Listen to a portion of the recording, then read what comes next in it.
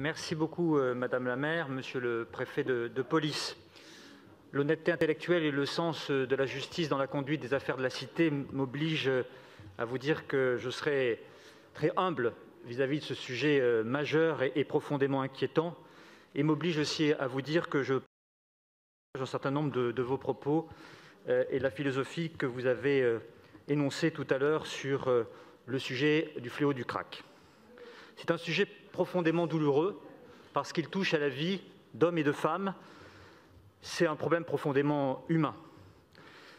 Cette drogue est une drogue extrêmement dangereuse parce qu'on s'y accoutume très très vite et laisse des hommes et des femmes dans des états psychologiques, dans des états sur le plan médical extrêmement inquiétants.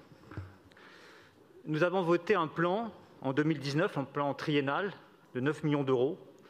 Je crois qu'aujourd'hui, dans l'intérêt général, l'ensemble des acteurs doivent travailler ensemble. L'État, la ville, la région, les associations, et mettre en place des petites unités de soins, d'accompagnement médical, social et psychologique de ces personnes vulnérables. C'est s'occuper de ces personnes, c'est aussi donc s'occuper des riverains, c'est les sortir de la rue, c'est d'empêcher qu'elles soient livrées à elles-mêmes pour régler petit à petit un problème extrêmement complexe. Il faut écouter les habitants, les professionnels, qui ne nous disent pas c'est les uns, c'est les autres, qui nous disent travaillez ensemble, construisez des solutions durables et pérennes. On ne peut pas gouverner à coups de yaka et de faucons et à coups de facilité de langage. Il faut avoir ce sens de l'intérêt général et donc lorsque les uns et les autres feront des propositions, comme ça a été fait là, Madame la maire de Paris, évidemment, nous apporterons notre soutien.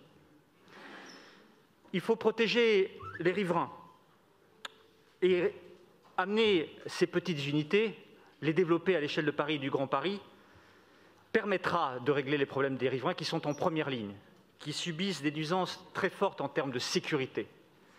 Chaque jour amène son lot, malheureusement, de violence. Il faut, comme ça a été dit, soutenir nos forces de police sur le démantèlement des filières. C'est un long travail et difficile travail.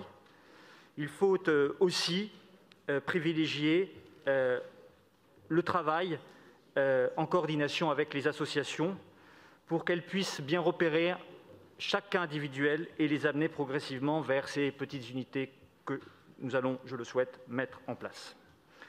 Oui, je pense qu'il ne faut pas chercher à déplacer le problème parce que les Parisiennes et les Parisiens, dans les différents quartiers, et pour prendre que le 18e que je connais bien, subissent déjà des problèmes de la vie quotidienne, et aucun d'entre eux ne voudrait vivre ce que les habitants de Stalingrad et du Jardin des Halles ont vécu.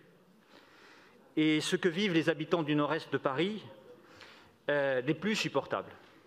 Et moi, je pense à eux, et je pense que ça doit nous obliger à travailler ensemble et amener ces solutions durables et pérennes le plus vite possible pour sortir ces personnes de la rue. Car les habitants de ces quartiers ne nous disent pas « il faut les chasser, il faut s'en débarrasser ou les mettre ailleurs ». Ils nous disent « il faut les traiter sur un plan humain, psychologique, médical et social » parce que nous serons heureux pour nous dans notre vie quotidienne de régler les problèmes de sécurité et nous serons sur un plan humain tout à fait heureux d'avoir mené une politique publique construite et durable pour sortir, si possible, progressivement ces personnes de la spirale de la drogue qui tue et qui ravage des vies. Voilà ce que je voulais vous dire, Madame la maire de Paris.